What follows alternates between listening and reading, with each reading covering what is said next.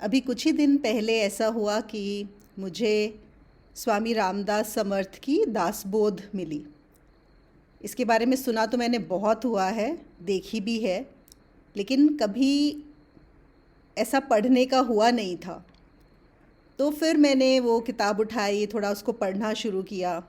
और जैसे सभी संत एक ही बात करते हैं, वो भी ब्रह्म की ही बात कर रहे हैं। लेकिन कुछ कुछ चीज़ें उनकी बुक में मुझे ऐसी लगीं कि सोचा चलो क्यों ना इसी पर आज चर्चा की जाए। मैं बहुत ज़्यादा तो नहीं जानती स्वामी रामदास समर्थ जी के बारे में। महाराष्ट्र में बहुत पॉपुलर हैं, जो भी यहाँ महाराष्ट्र के हैं वो लोग बहुत जानते होंगे, और हो सकता है आप में से कई लोग ज़्यादा जानते हों मुझसे। मेरा यहाँ पे रहेगा कि चलिए इस बहाने हम उनको याद करेंगे। उन्होंने जो लिखा है इस किताब में, ये भी एक बहुत बड़ा ग्रंथ माना जाता है। महाराष्ट्र में जैसे नामदेव हैं, तुकाराम जी हैं, संत ध्यानेश्वर हैं, ऐसे ही स्वामी रामदास समर्थ हैं।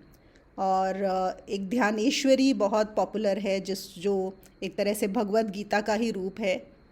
और दूसरा ये दासबोध वेदांत के ग्रंथों में भी काउंट किया जाता है।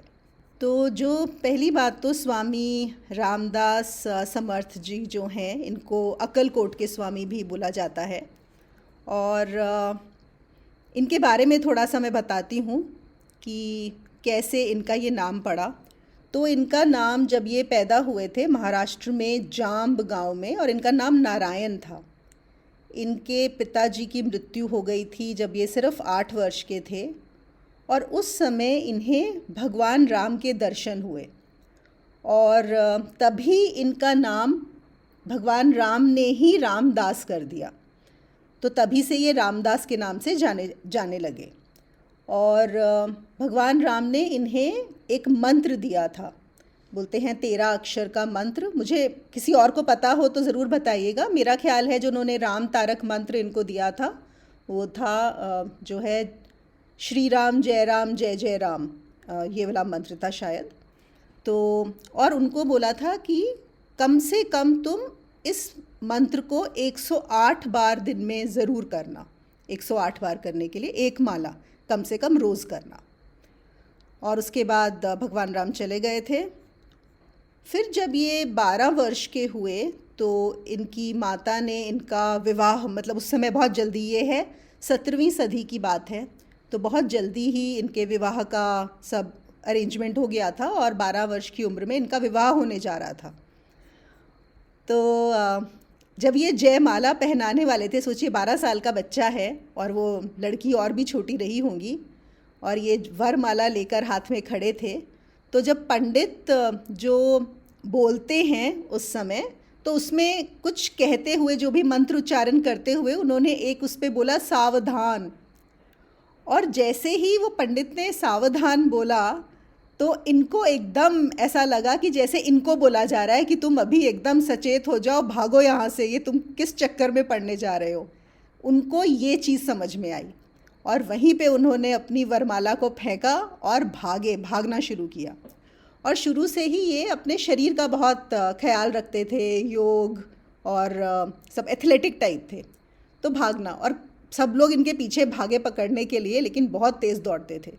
तो ये दौड़े और अपने गांव से मालूम नहीं कितना दूर था, लेकिन जाके नासिक जाके रुके, दौड़ते दौड़ते काफ़ी दूर था। नासिक पहुँचे और वहाँ पे एक श्री राम का मंदिर था। वहाँ जाके उन्होंने अपना सर झुकाया और उनको बोला, बस मुझे आपकी शरण में ले लीजिए और मुझे कुछ नहीं करना है, बस आप ही चाहिए मुझे, आपके अलावा और कुछ भी नहीं। उसके बाद इन्होंने वहाँ पर नासिक में ही, वहाँ पर ये रोज़ ये करने लगे, जो मंत्र जाप इनको दिया गया था उसका रोज़ ये मंत्र करते थे, पानी में खड़े होके वहाँ नदी के अंदर। और एक दिन भी उन्होंने उस मंत्र को मिस नहीं किया। वहाँ पर ऐसा बताते हैं कि 12 साल तक एक तो उन्होंने वो मंत्र किया, और फिर वो वहीं पे नासिक में जहाँ पर भी रहते थे, उसके बाद आसपास जो कुछ लोग थे जिनके पास ग्रंथ थे, गीता थी या कुछ और थे, उनके पास जाते थे, पढ़ते थे और लिखते थे। उस समय कोई प्रिंटिंग प्रेस और ऐसा तो कुछ होता नहीं था लोगों के पास ज़्यादा। तो लोगों से ग्रंथ लेके वो लिखते थे गीता का, और उनकी जो कुछ ग्रंथ हैं उनके हाथ से लिखे हुए आज भी रखे हुए हैं। और प्लस ये जो नदी में रोज़ खड़े होकर वहाँ पर ये राम नाम का जाप करते थे। तो जब ये एग्जैक्टली 12 साल के बाद, जब ये 24 वर्ष के हुए, इन्होंने 12 साल तक वो तपस्या की, तो कहते हैं कि जो हनुमान जी हैं वो प्रकट हुए उनके सामने, और हनुमान जी ने इनका जो शक्तिपात है वो किया। तो उस समय मतलब ऐसा भी बताया गया है कई जगह पर कि उनकी जो ऊर्जा है जो मूलाधार से निकलकर पूरी सहस्रार तक पहुंच गई, और वो जो शक्तिपात हुआ उसमें उनका मतलब वो सिद्ध हो गए। और जब उसके बाद ये हनुमान जी के भी भक्त हो गए वहाँ पे। और इन्होंने जो लोग जानते हैं महाराष्ट्र से हैं या अदरवाइज़ जिन्होंने इनको फॉलो किया होगा, कि इन्होंने हनुमान जी के 11 मंदिर बनवाए हैं, महाराष्ट्र में हैं वो 11 मारुति मंदिर करके यहाँ पर फेमस हैं। लोग काफ़ी वो पिलग्रिमेज करते हैं उसका, तीर्थों का, जो 11 मंदिर उन्होंने बनवाए हैं। तो ऐसा उनके साथ हुआ था। तो पहले 12 साल वो घर में थे, 12 साल उसके बाद उन्होंने ये तपस्या की, और फिर सिद्ध होने के बाद 12 साल तक उन्होंने पूरे जो भारत है उसका भ्रमण किया। अलग अलग ये स्टेट्स में गए, अलग अलग राज्यों में गए, देखा कहाँ पर क्या चल रहा है। और उस समय मुस्लिम रूल जो चल रहा था भारत में, जिसकी वजह से लोग बहुत परेशान थे, और ये चीज़ इनको काफ़ी अंदर तक छू गई थी कि हमारे यहाँ जो लोग हैं, मतलब जो सोशल स्ट्रक्चर है उसमें हालत काफ़ी ज़्यादा ख़राब है। और ऐसा बोलते हैं कि जब ये पंजाब गए थे तो जो सिखों के छठे गुरु हैं, गुरु हरगोबिंद सिंह जी, वो इनको मिले थे। और जब ये मिले तो इन्होंने उनको पूछा कि अरे आप तो संत हैं, तो आप ये योद्धा और ये तलवार और ये वॉरियर बनकर कैसे घूम रहे हैं। गुरु जी ने उनको बोला, गुरु हरगोबिंद जी ने उन्हें बोला कि हाँ, अंदर से संत, लेकिन बाहर से जो गरीब हैं, जो कमज़ोर हैं, उनकी रक्षा करना मेरा धर्म है। तो अंदर से संत और बाहर से योद्धा, यही है हमारा। और ये चीज़ उनको भी बहुत प्रभावित कर गई। उनको लगा हाँ, ये बात बिल्कुल सही है, क्योंकि जो हमारे देश की हालात है, हम सिर्फ एक संत बनकर, चुपचाप बनकर अपनी कुटिया में ये बैठना सही नहीं है। और उनको पहले से भी ऐसा लगता था, क्योंकि जो फॉरेन इन्वेजन्स की वजह से, जो मुस्लिम रूल की वजह से, जो भी गरीबों पे वहाँ पे जो अत्याचार हो रहे थे, वो उनको बहुत ख़राब लगता था वो ये चीज़। उसके बाद ये वापस आए महाराष्ट्र में, और उस समय शिवाजी महाराज जो थे उस समय वहाँ यहाँ के राजा थे। तो शिवाजी महाराज ने उनको अप्रोच किया था, और वो ही स्वामी रामदास समर्थ उनके गुरु थे। उन्होंने उनसे ब्रह्म ज्ञान लिया था। और ऐसा भी कहा जाता है कि शिवाजी महाराज ने गुरु दक्षिणा में अपना पूरा साम्राज्य उनके चरणों में रख दिया था। मतलब एक्चुअली पेपर्स बनवा के उनको रख दिए थे कि जो मेरा पूरा राज्य है, साम्राज्य है, अब आपका है ये। अगर आप बोलेंगे तो मैं सिर्फ आपका एक नुमाइंदा बन के इसका काम करूँगा, तो ये मेरा नहीं है। और रामदास जी जो हैं उनको बहुत अच्छा लगा कि ऐसा उन्होंने किया है, लेकिन उन्होंने बोला इसकी कोई ज़रूरत नहीं है, क्योंकि जो पर ब्रह्म तुम में है और मुझ में है वो एक ही है, तो इसलिए कोई फ़र्क नहीं पड़ता, तुम अपना काम करो। लेकिन बहुत उनको अच्छा ये लगा था, क्योंकि हम सबको पता है कि शिवाजी महाराज ने भी जो मुस्लिम इन्वेजन है उसके अगेंस्ट बहुत काम किया था, और ये था कि हिंदुज़म या हिंदू रिलीजन को बचाने का जो भी काम है, तो काफ़ी काम हुआ था उसमें। तो शिवाजी महाराज ने बहुत काम किया, और रामदास समर्थ स्वामी जो हैं उन्होंने उनको काफ़ी गाइड किया था। उन्होंने साथ में एक तो जैसे 11 हनुमान जी के मारुति टेम्पल्स बनवाए थे, उसके अलावा उन्होंने भी, जैसे हम जानते हैं कि सिखों में खालसा का निर्माण हुआ था जो गुरु गोबिंद सिंह जी ने किया था, ताकि जो सिख हैं, जो खालसा है, वो जो भी गरीब हैं उनको बचा सके। इसी तरह रामदास समर्थ जी ने भी जो अपने टूर से वापस आके यहाँ पे मठ इस्टेब्लिश किए थे महाराष्ट्र में, और उन्होंने भी एक फ़ौज बनाई थी। फ़ौज मतलब सिर्फ ये नहीं कि लड़ने वाली फ़ौज, फ़ौज मतलब जो सब जिन्होंने उनसे दीक्षा ली थी, जो स्पिरिचुअली इंक्लाइंड थे, कि पहले अपने आप को जानना स्वयं को, और उसके बाद अपनी लाइफ को डिवोट करना, अपनी जो ज़िंदगी है वो किस में लगाना कि जो भी गरीब और कमज़ोर हैं, और जो हमारे देश का उस समय हाल था, उस समय देश की हालत बहुत ख़राब थी उन दिनों में, कि उनको बचाने के लिए तो उन्होंने भी काफ़ी सारे मठ इस्टेब्लिश किए थे जिन्होंने काफ़ी काम किया था सोशल अपलिफ्टमेंट के लिए। उसके बाद जो स्वामी रामदास समर्थ हैं वो सज्जनगढ़ में आ गए थे। सज्जनगढ़ भी इधर महाराष्ट्र में ही है, और वहाँ पर उन्होंने अपना ये जो ग्रंथ है दासबोध, इसको लिखना शुरू किया था। और कहते हैं कि जब शिवाजी ने शरीर बहुत जल्दी छोड़ दिया था, उसके बाद उनके जो बेटे थे संभाजी, उनको भी स्वामी रामदास समर्थ ने गाइड किया था। उनको कोई एक चिट्ठी लिख के दी थी, जो कि एक बहुत बड़ा, मतलब आज भी जो पॉलिटिकली उसको बहुत माना जाता है कि वो बहुत काम की चीज़ है। जो भी उन्होंने चीज़ें बताई थी उनके लिए कि कैसे उनको राजा बनकर कैसे राज्य करना है, वो बहुत इम्पॉर्टेंट माना जाता है। और उनकी जब वो 73 वर्ष के थे स्वामी रामदास समर्थ, तब उन्होंने अपना शरीर छोड़ दिया था। वैसे तो उन्होंने बहुत सारे ग्रंथ लिखे हैं, लेकिन जो दासबोध है वो उनका सबसे ज़्यादा पॉपुलर ग्रंथ है। जैसे बताया कि वो राम जी के भक्त थे, इसीलिए उनका नाम रामदास था। और उनको जब भी कोई पूछता था कि सब कैसा चल रहा है आपके साथ, तो वो बोलते थे बस राम जी की कृपा से। उनका एक पेट डायलॉग था कि वो हमेशा ऐसा ही बोलते थे कि राम की कृपा से सब सही है।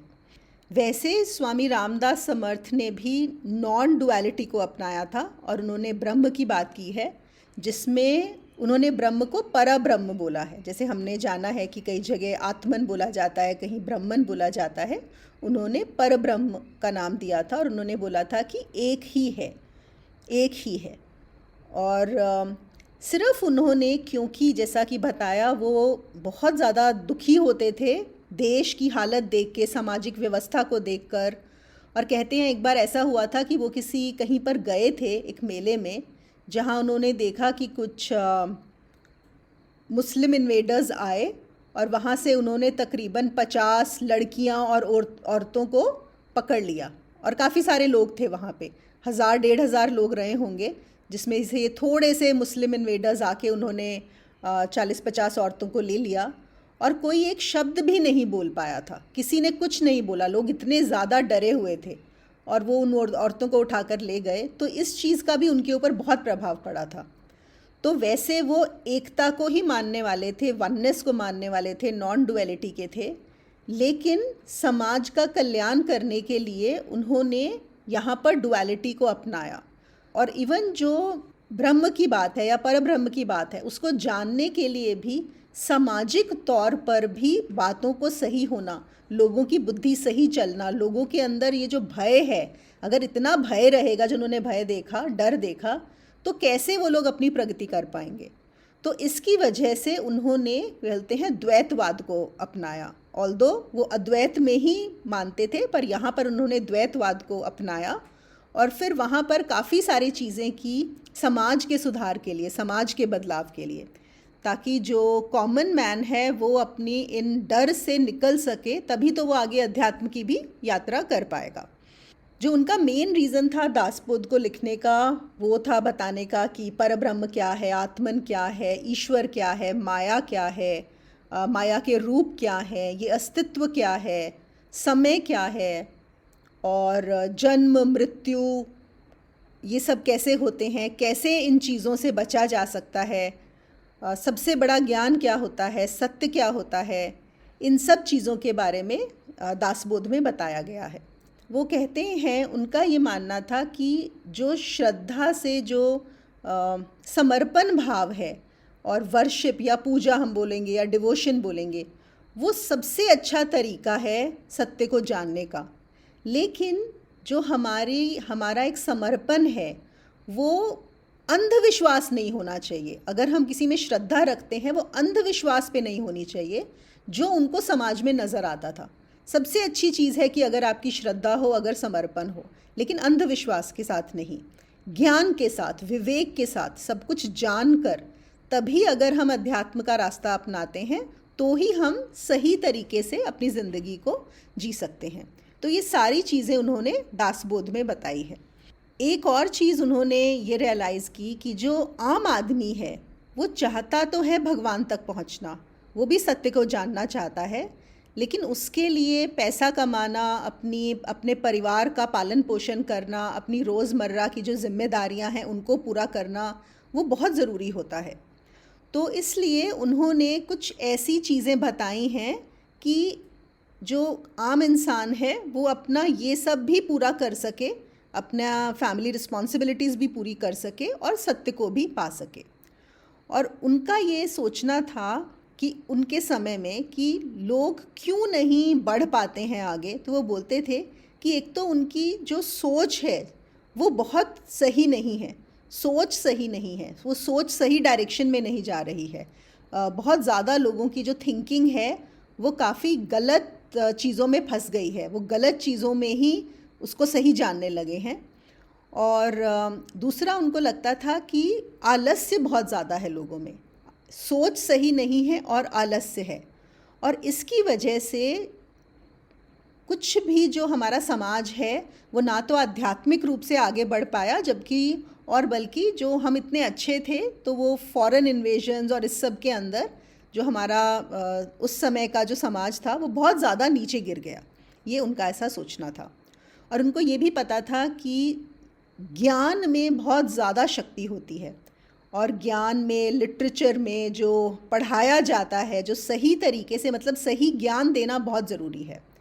और उन्होंने ऐसा लिखा है, जब उन्होंने दासबोध को लिखा तो उन्होंने बोला कि जो भी कोई इस ग्रंथ को पढ़ेगा, दासबोध को, और ये बहुत सिंपल लैंग्वेज में लिखा गया है, ये ओरिजिनली मराठी में है और उसके बाद इसकी काफ़ी ट्रांसलेशंस हुई हैं, मैं भी जो अब पढ़ रही हूँ वो इंग्लिश ट्रांसलेशन है। तो उन्होंने बोला था कि जो भी कोई दासबोध को पढ़ेगा और अगर इसमें जो चीज़ें मैंने बताई हैं उनको फॉलो करेगा तो उसका सारा अज्ञान मिट जाएगा, उसके सारे दुख मिट जाएंगे और वो बहुत विवेकी हो जाएगा, जो भी कोई इसको सही तरीके से पढ़ेगा। ऐसा नहीं कि उसको गलत समझे, समझ के पढ़े और उन चीज़ों को फॉलो करे, तो ऐसा होना ही है और मोक्ष को भी प्राप्त होगा। फिर उन्होंने बताया है कि सबसे जो हमारी ज़िंदगी का परम लक्ष्य क्या है, what is the most important goal of this human life, और क्लियरली उन्होंने बोला है वो है आत्मन को जानना, पर ब्रह्म को जानना। बस वो ही इस ज़िंदगी का लक्ष्य है और उसको पाकर ही कोई भी इंसान जो है वो संतोष में आ सकता है, वो रिलैक्स करता है, वो सेटिस्फाई होता है। उसके अलावा और कुछ भी पाकर इंसान को कभी भी संतुष्टि नहीं मिलेगी, एकमात्र एक ही लक्ष्य है।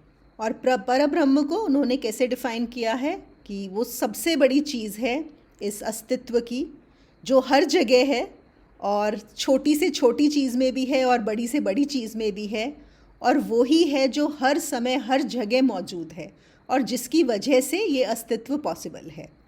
और अगर कोई उस पर ब्रह्म का दर्शन करना चाहता है, उस पर ब्रह्म का अनुभव करना चाहता है, तो उसे सब कुछ छोड़कर उसके साथ एक होना पड़ेगा।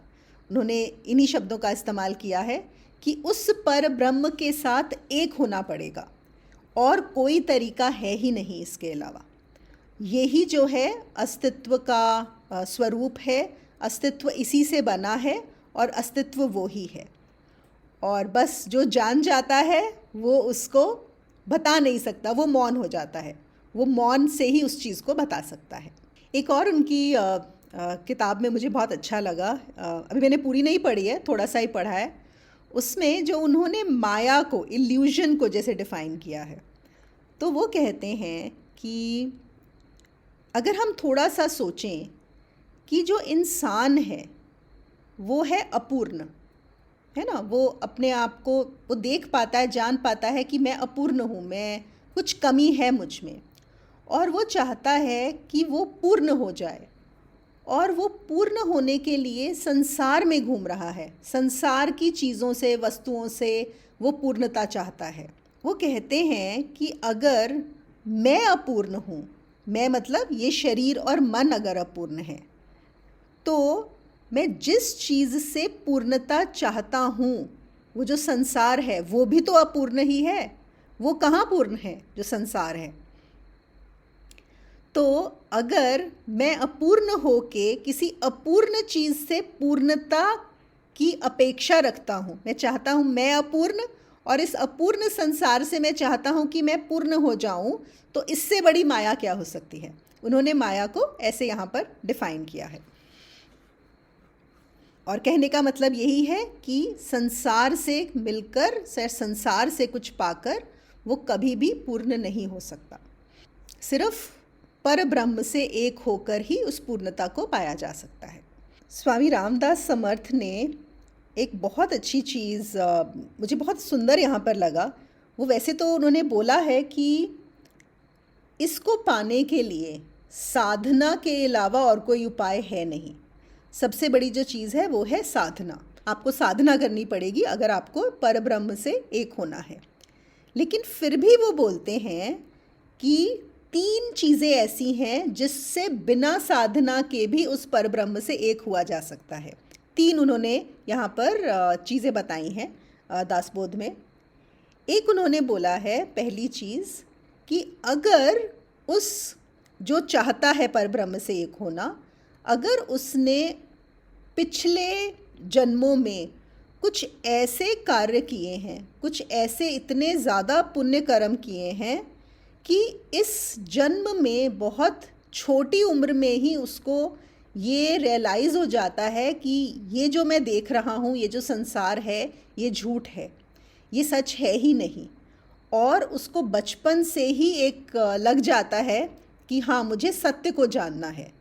वो कैसे होता है? अगर पूर्व जन्मों में बहुत अच्छे कर्म किए हैं, पुण्य कर्म किए हुए हैं। और पुण्य कर्म में फिर से वही आ जाएगा कि साधना, कि अगर आपने इस जन्म में साधना नहीं की है लेकिन आपने पहले ये साधना की हुई है ऐसी कि बचपन से ही आपको लगेगा कि कुछ तो यहाँ पर ये जो संसार में चल रहा है, जो मुझे सिखाया जा रहा है, बताया जा रहा है, वो सही नहीं है। और ऐसे ही लोग होते हैं। आप देखिए, हम हमेशा एक बात करते हैं कंडीशनिंग की। हम बोलते हैं कि समाज हमारी कंडीशनिंग कर देता है, हमारे ऊपर चीज़ें आरोपित कर देता है। तो हम ये देखेंगे और मैं तो बहुत लोगों को जानती हूँ, आई एम श्योर आप लोग भी जानते होंगे कि ऐसे बच्चे ज़रूर मिलते हैं जो बिल्कुल नहीं सुनते।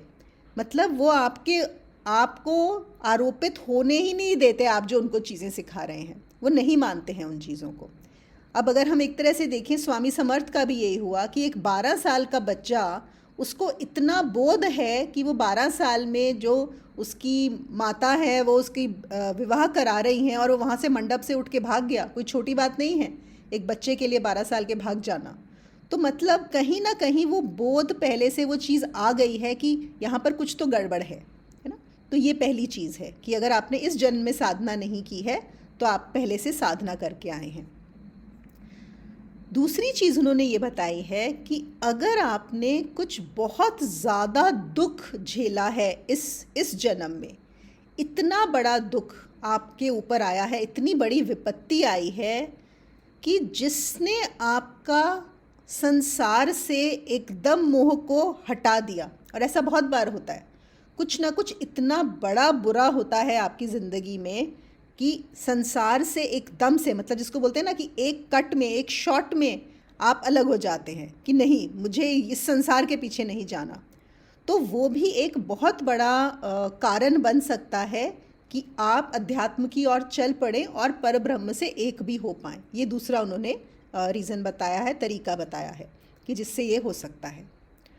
और तीसरी चीज़ उन्होंने जो बताई है वो बताई है कि अगर आपने बहुत सत्संग किया है, अगर आप संतों के पास बैठे रहे हैं, संतों से मिले हैं, संतों की वाणी सुनी है, और मतलब वो सत्संग में अगर आप बहुत रहे हैं और सही संतों के साथ रहे हैं, तो वो भी एक तरह से आपकी जो जर्नी है उसको बहुत एक्सेलरेट करता है। बहुत आप उन्नति बहुत जल्दी होती है, आध्यात्मिक प्रगति बहुत जल्दी होती है उसकी वजह से भी। तो 3 चीज़ें, या तो आपने पिछले जन्म में बहुत साधना की हुई है पहले की, कि आप बचपन से ही समाज की जो भी सोच है उसको अपने ऊपर आरोपित नहीं होने देंगे। दूसरी चीज़, अगर आपने बहुत बड़ा दुख झेला है इस जन्म में। और तीसरी चीज़, अगर आप बहुत सत्संग किया है, तो जो साधना का सब्स्टिट्यूट है वो सत्संग भी है। अगर इन तीनों में से एक भी कोई चीज़ आपके साथ हुई है तो आपकी आध्यात्मिक प्रगति बहुत बहुत जल्दी होगी। और उन्होंने कहा है सत्संग के बारे में और भी एक चीज़ कि जब भी आप सत्संग में रहते हैं, जब भी आप संतों का संग करते हैं, तो आपको बार बार ये सुनने को मिलता है कि सिर्फ ब्रह्म ही है, सिर्फ पर ब्रह्म ही है। मैंने बोला जैसे ब्रह्म है मतलब आत्मन ब्रह्म पर ब्रह्म, इन्होंने पर ब्रह्म बोला है उसको, और बाकी सब कुछ माया है। तो जितनी बार आप ये सुनोगे कि हाँ ये सब माया है और तुम पर ब्रह्म है, असली जो है वो पर ब्रह्म है, उससे क्या होता है आपका जो चित्त है उसके ऊपर बहुत बड़ा प्रभाव पड़ता है इस बात का। और आपका जो चित्त है उसमें जो अशुद्धियां हैं वो इसको सुन सुन कर भी कम होती हैं और आपके अंदर इच्छा प्रबल होती है कि हाँ मुझे भी उस पर ब्रह्म के साथ एक होना है। तो ये सिर्फ सत्संग करने से ये जो दो चीज़ें आपके साथ चलती हैं ये आपकी बहुत मदद करती हैं। अब इनका ऐसा है, इस जो दासबोध में जो मैंने टॉपिक दिया था कि आज हम करेंगे मूर्खों और विद्वानों के लक्षण। इनकी जो दासबोध है उसके 20 अध्याय हैं जिनको 20 दशक बोला गया है, और हर दशक में अंदर और 10 अध्याय हैं जिनको समास बोला गया है। तो 20 दशक और 10 समास मतलब 200 आप बोल सकते हैं कि छोटे अध्याय हैं यहाँ पर। इसमें जो पहला वाला इनका समास है, जो पहला अध्याय है, उसके जो 10 समास हैं उसमें मैं आपको बस इतना छोटा सा बता देती हूँ कि वो शुरू होता है ग्रंथारंभ, जिसमें उन्होंने शुरू किया है गणेश वंदना से। तो हमेशा जो शुरुआत होती है वो गणेश वंदना से होती है। उसके बाद उन्होंने माँ शारदा के बारे में उनकी वंदना की है। उसके बाद उन्होंने सद्गुरु गुरु की वंदना की है कि कैसे गुरु के बिना इस ज्ञान को नहीं पाया जा सकता। फिर उन्होंने संतन, जो जितने भी संत हैं उनका आवाहन किया है। फिर उसके बाद उन्होंने जो सत्संगत में जो लोग आए हैं, जो श्रोता जन हैं, उनको अप्रिशिएट किया है, उनके गुण गाए हैं। फिर उन्होंने कवियों के गुण गाए हैं कि कैसे कवि किसी भी ग्रंथ को, किसी भी ज्ञान को कितने सुंदर तरीके से बता पाते हैं उसके बारे में। उसके बाद उन्होंने अध्यात्म का भी उल्लेख किया है कि कैसे अध्यात्म कितना पूजनीय है अपने आप में। और आखिर में उन्होंने बोला है कि ये जो मानव शरीर मिला है उसको भी उन्होंने, उसकी भी पूजा की है और उसकी भी वंदना गाई है कि ये जो मानव शरीर है ये बहुत ही मुश्किल से मिलता है और इसका सही इस्तेमाल करना बहुत ज़रूरी है। तो मानव शरीर का लक्ष्य क्या है कि वो पर ब्रह्म के साथ एक हो जाए, ये उन्होंने बताया है। तो ये उनका जो पहला अध्याय है उसके 10 डिफरेंट पार्ट्स हैं। फिर उनका जो दूसरा अध्याय शुरू होता है उसका जो पहला पार्ट है वो शुरू होता है मूर्खों के लक्षण से। उन्होंने जो भी देखा आसपास, उस समय जो समाज था और उस समय लोगों के कैसे लक्षण थे, उनको देखते हुए उनको लगा कि ये बताना बहुत ज़रूरी है कि कितने तरह के मूर्ख होते हैं। और मूर्ख में दिक्कत क्या है मूर्ख होने में? देखिए, जब मूर्खता होती है इसका क्या मतलब है कि देर सबेर आपको दुख मिलेगा, वो दुख देगा, आपको भी दुख देगा और आपके आसपास वालों को भी दुख देगा। और फिर उन्होंने भगवान राम, और जब भी ये भगवान राम और हनुमान जी दोनों को ही याद करते हुए उन्होंने मूर्खों के लक्षण बताए हैं। तो शुरू करते हैं। इन्होंने ये बोला है कि वैसे तो बहुत सारे लक्षण हैं पर मैं यहाँ पे थोड़े से दे रहा हूँ। तो उन्होंने जो पहला लक्षण दिया है वो ये दिया है कि मूर्ख वो है जो अपनी पत्नी के होते हुए भी दूसरी स्त्रियों के पीछे भागता है। जो पहला मूर्ख का लक्षण है, अपनी पत्नी होते हुए भी दूसरी स्त्रियों के पीछे भागना। दूसरी चीज़ उन्होंने बोली है कि जब कोई विवाह करता है ये देखकर कि दूसरे के पास धन कितना है या पद कितना है, ये देखकर जब विवाह किया जाता है समाज में, ये देखकर नहीं कि उसका आचरण कैसा है, ये देखकर नहीं कि उसका कैरेक्टर कैसा है। तो यहाँ पे बहुत क्लियरली उन्होंने कैरेक्टर को बहुत इम्पोर्टेंस दी है कि जब भी विवाह किया जाए तो दूसरा, आप किससे विवाह कर रहे हैं उसका कैरेक्टर ज़रूर देखें, वो सबसे इम्पॉर्टेंट है। और इससे मुझे ध्यान आता है कि मैंने एक और जगह किसी का पढ़ा था, उन्होंने 3 चीज़ों में बोला था कि जब आप ये 3 तरह के लोग चुनते हैं आपको बहुत ध्यान देना चाहिए। पहला है आप किससे शादी करते हैं, दूसरा है आपके दोस्त कैसे हैं, वो इन्होंने भी बात किया है कि संगति कैसी है, क्योंकि जो कुसंगत है वो आपकी पूरा जीवन बर्बाद कर सकती है, और सत्संगत ऐसी है कि आपको परब्रह्म से मिला सकती है ना। तो आप किससे शादी करते हैं, किससे दोस्ती करते हैं, और तीसरा आप अपने घर में नौकर किसको रखते हैं। जो आपके घर का नौकर है या जो आपके घर की मेड है उसको भी आपको बहुत संभल कर, देख कर, कैरेक्टर देख कर ही लेना चाहिए। तो ये 3 चीज़ें बताई हैं। पर इन्होंने बोला है कि शादी करते वक्त ज़्यादातर लोग समाज में प्रतिष्ठा, पद, धन देखकर शादी करते हैं, कैरेक्टर देखकर शादी कीजिए। तीसरी चीज़ जो उन्होंने बताई है वो ये बोला है कि मूर्ख वो है जो अपने से ज़्यादा बुद्धिमान लोगों के सामने अपने आप को बुद्धिमान दिखाने का प्रयत्न करता है। जो बुद्धिमान है नहीं, लेकिन जब वो बुद्धिमानों की संगत में बैठता है, उनके साथ होता है, तो उसको एक ये रहता है कि मैं दिखाऊं कि मैं भी बहुत बुद्धिमान हूँ। तो वो इस तरह की बातें करता है कि जो बुद्धिमान लोग हैं वो तो समझ जाते हैं कि बुद्धिमान नहीं है, लेकिन उसको ऐसा लगता है कि उसने दिखा दिया कि वो बहुत बुद्धिमान है। इसका एक इंग्लिश में हम लोग फ्रेज़ यूज़ करते हैं, they don't know that they don't know.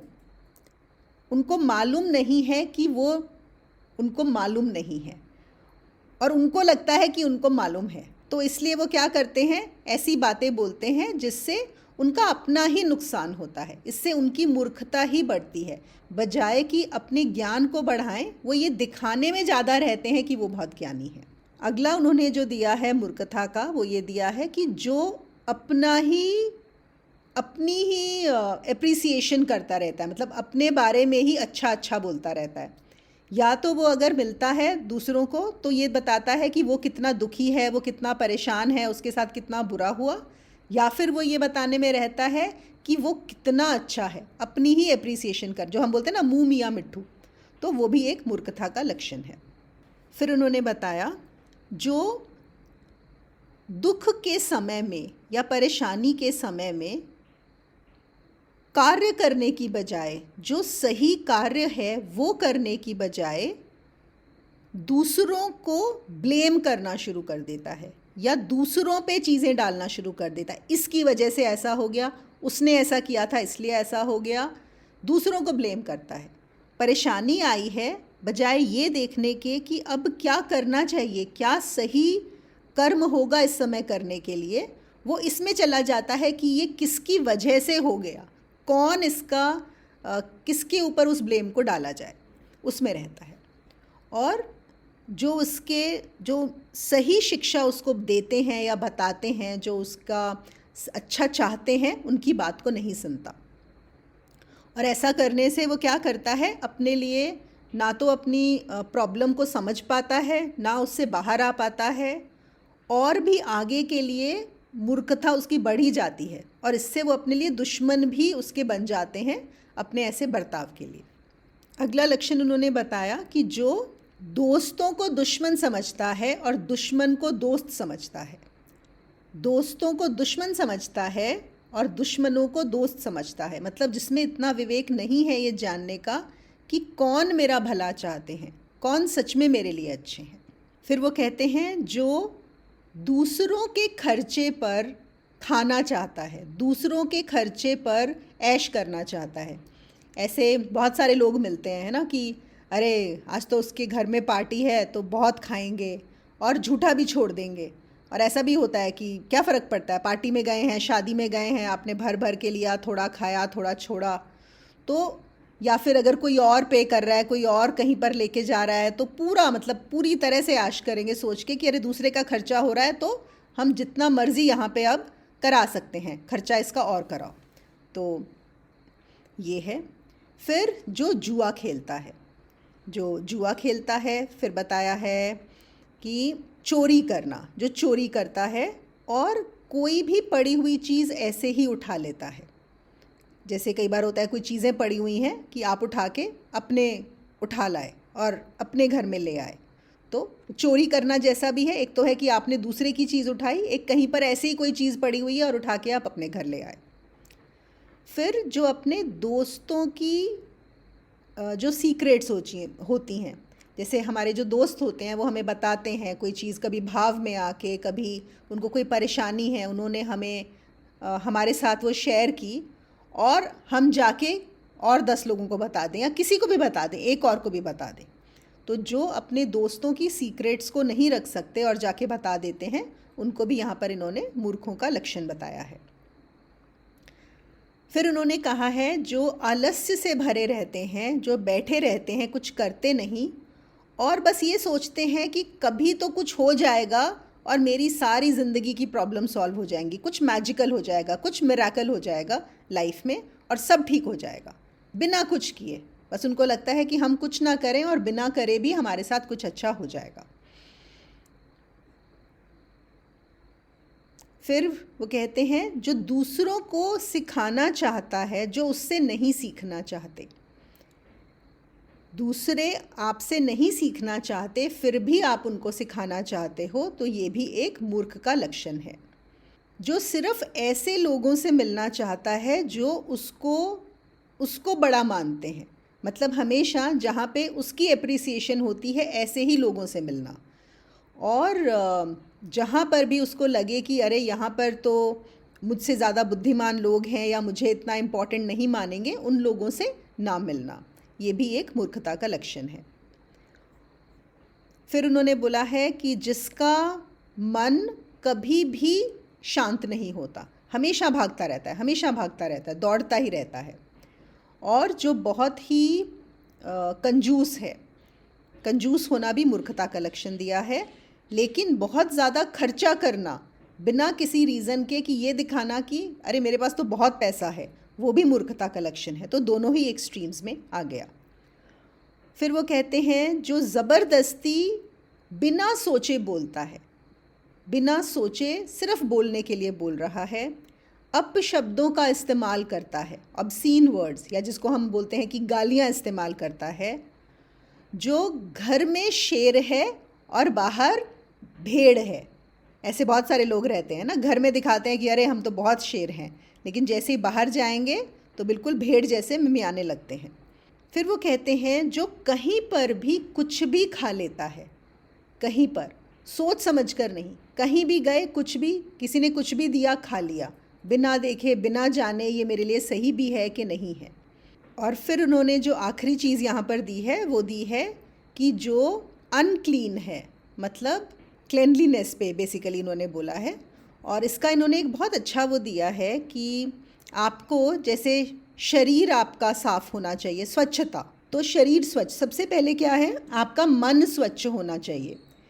मन स्वच्छ कैसे होगा? अगर आपका तन स्वच्छ होगा, मतलब आपका शरीर स्वच्छ होगा।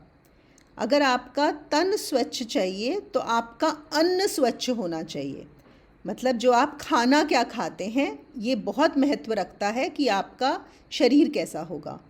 और आपका अन्न कैसा होगा, कितना साफ़ है, स्वच्छ है, क्लीन है, ये किस पे डिपेंड होगा कि आपका धन कितना स्वच्छ है। देखिए यहाँ पे मन, उसके बाद तन, फिर अन्न और फिर धन, ये चारों ही शुद्ध होने। हाँ, माधवी ने यहाँ पे बोला अशुद्धि, बिल्कुल शुद्धि। तो मन की शुद्धि कैसे होगी? पहले तन की शुद्धि चाहिए, फिर अन्न की शुद्धि चाहिए, और उससे पहले भी क्या चाहिए? धन की शुद्धि। तो अगर किसी ने गलत तरीके से धन को कमाया है तो समझ लीजिए कि वहीं पर सब गड़बड़ हो गई, वहीं पर सारी अशुद्धियाँ अपने आप आ जाएंगी। क्यों? क्योंकि आप जो भी खाओगे, जो भी अन्न खाओगे, वो उस अशुद्ध धन से ही आया हुआ होगा, उसी पैसे से कमाया हुआ होगा। आप लोगों को पता होगा, एक गुरु नानक देव जी के समय में एक कहानी है कि वो एक गांव में गए थे और एक किसी वहाँ का जो बहुत बड़ा ये था, सेठ था, उसने उनको अपने घर पर बुलाया और वहीं पे उसी समय एक बहुत गरीब आदमी था उसी गांव में, उसने भी गुरु नानक देव जी को अपने घर पर बुलाया। तो गुरु नानक देव जी उस गरीब के घर पे खाने को गए, लेकिन इस सेठ के घर पर नहीं गए, और जबकि गरीब के यहाँ उनको सिर्फ सूखी रोटी मिली। तो जो सेठ था वो बहुत बुरा मान गया, बहुत ही गुस्सा उसको आ गया वहाँ पे, और उसने जाके उनको बोला, कन्फ्रंट किया कि आपने तो मेरा पूरा अपमान कर दिया है, और मैंने आपके लिए इतना अच्छा खाना बनाया था और आप उस गरीब के घर खाने चले गए, मेरे घर खाने क्यों नहीं आए। तो गुरु नानक देव जी ने बोला कि मुझे खून नहीं खाना था। कहता आपका क्या मतलब है खून में, आपको तो शाकाहारी खाना खिलाने वाला था। कहता मैं तुम्हें दिखाता हूँ। तो वो उनके घर जाते हैं और उन्होंने जो रोटियां बनाई होती हैं वो अपने हाथ में उनकी रोटी लेते हैं और वो रोटी को निचोड़ते हैं तो उसमें से खून टपकता है वहाँ पर। तो बोलते हैं तुम्हारा जो अन्न है वो तुम्हारा जो धन से जिससे कमाया है तुमने, वो बहुत गलत तरीके से धन कमाया है, इसलिए तुम्हारे अन्न में खून है, तो मैं तुम्हारे यहाँ नहीं आ सकता था, ये बताया गया है। तो यहाँ पर भी उन्होंने वही चीज़ बताई है आखिर में कि मूर्ख कौन है, जो हर तरह से अशुद्ध है, जिसका धन अशुद्ध है, जिसका अन्न शुद्ध है, जिसका मन अशुद्ध है, जिसका तन अशुद्ध है। तो जिसमें भी ये थोड़े ज़्यादा कम जो भी गुण हैं, गुणी बोलेंगे, वो मूर्ख है। और ये क्यों बता रहे हैं, वो इनका क्यों हमें यहाँ पर दासबोध में पूरी की पूरी लिस्ट दे रहे हैं, ये बताने के लिए कि अगर तुम देखते हो कि तुम्हें इनमें से कोई भी ऐसे अवगुण हैं, जो भी कोई हो, तो तुम इनको त्याग सको, तुम इनको छोड़ सको। क्यों? शायद तुम्हें आज रियलाइज़ ना हो, लेकिन आज नहीं तो कल तुम्हें दुख ही देने वाले हैं, तुम्हें दुख ही मिलेगा और तुम आगे उन्नति भी नहीं कर पाओगे, सामाजिक भी नहीं और आध्यात्मिक भी नहीं। इसलिए उन्होंने इन चीज़ों को यहाँ पर बताया है।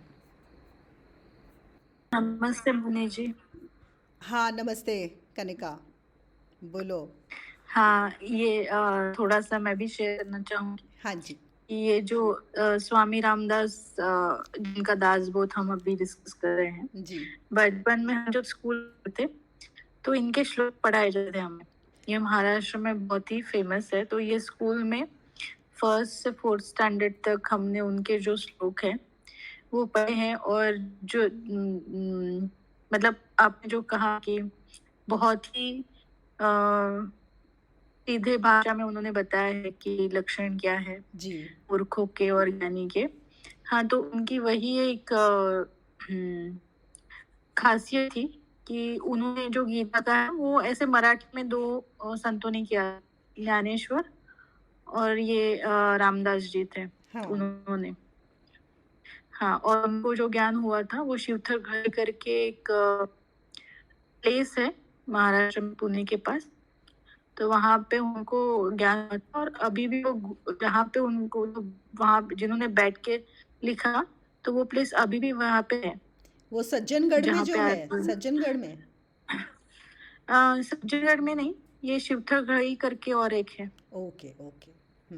महाराष्ट्र में ही है। हाँ हाँ, वही शेयर करना था। हाँ, थैंक यू कनिका, क्योंकि ये दासबोध मैं अभी बता रही थी, शायद तुमने बाद में ज्वाइन किया होगा, कि थोड़े दिन पहले ही मैंने पढ़ना शुरू किया है इसको। हाँ, ऑल्दो हाँ, मैंने वो सुना। हाँ, ऑल्दो देखा है मैंने, बहुत बार सुना है इसके बारे में, पढ़ा कभी नहीं था। तो वही मुझे था कि बहुत अच्छा तुमने शेयर किया कि जो महाराष्ट्र में रहे हैं, जैसे तुम तो महाराष्ट्र में पढ़ी हो, तो उनको काफ़ी इनके बारे में ज्ञान होगा। तो बहुत अच्छी बात है, मुझे बहुत खुशी हुई जान के कि उनके बारे में स्कूल बुक्स में पढ़ाया गया है। दासबोध के एग्जाम्स होते थे? हाँ, दासबोध के एग्जाम्स भी होते हैं, अभी भी होते हैं। अरे वाह, बहुत अच्छी बात है। संस्था है। हाँ, तो उनके एग्जाम्स भी होते हैं। Okay okay, good to know that, thank you. ये जब मैंने इनके पढ़े ना, ये मूर्खों के लक्षण जो दासबोध में दिए हैं, और फिर जो हमारे गुरुजी ने कहीं कहीं पे ऐसे बात की हुई है कि जो आध्यात्मिक मतलब हम बोल सकते हैं कि जो अध्यात्म में हैं उनके लक्षण, उनमें जो मूर्ख होते हैं, स्पिरिचुअल फूल्स। ओके, तो मैंने वो भी 7 लक्षण लिखे थे, मैंने कहा चलो उनके बारे में भी बात कर लेते हैं। विद्वानों के लक्षण अगले सेशन में करेंगे। तो पहला जो लक्षण होता है वो ये कि सिर्फ ज्ञान सुनने के बाद उनको लगता है कि वो जान गए हैं और दूसरों को ज्ञान बांटना शुरू कर देते हैं, बस सुनने के बाद। उनको लगता है उन्हें सब आता है, आता कुछ नहीं है, बस सब कुछ इधर से सुना, उधर से सुना, इधर पढ़ा और उसको बना के उनको लगता है ज्ञान आ गया और दूसरों को बांटने लगते हैं। ये है स्पिरिचुअल फूल्स, आध्यात्मिक मूर्खों के लक्षण पहला। दूसरा, उनको क्या लगता है कि बस थोड़ी सी साधना करके वो बहुत बड़े योगी हो जाएंगे और उनको बड़ी सिद्धियां मिल जाएंगी। जैसे कोई भी योगा अभ्यास बताया जाता है या प्राणायाम या कोई क्रिया बताई जाती है तो उनको ऐसा लगता है कि बस उन्होंने एक बार करा और कुछ हो जाएगा। मुझे अभी भी ध्यान है, यहाँ पर किसी ने क्रिया योग की दीक्षा ली थी और दीक्षा के 3 दिन के बाद ही उनका फ़ोन आता है और वो बोलते हैं कि मैं ध्यान में बैठा और मुझे तो अभी भी सब आवाज़ें आ रही हैं, सब मुझे पता लग रहा है कि कौन बोल रहा है, मुझे अपना ध्यान था।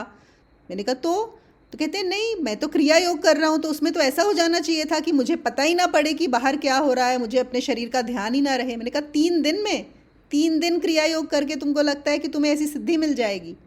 तो ऐसे बहुत लोग होते हैं। तो ये भी एक मूर्खता का लक्षण है कि आपकी जब दीक्षा हो जाती है किसी चीज़ में, आप सोचते हो कि बस दीक्षा हो गई तो मतलब आपको कोई सिद्धि प्राप्त हो गई। नहीं, दीक्षा शुरुआत है आपकी साधना की। उसका मतलब ये नहीं, ये तो ऐसा है कि आपने दुकान खोली और आपने सोचा कि आज दुकान खुल गई, बस हो गया सब काम, मैं बन गया करोड़पति। अरे दुकान खुलना तो पहला स्टेप है ना। तो ये है, ये भी मूर्ख का लक्षण है।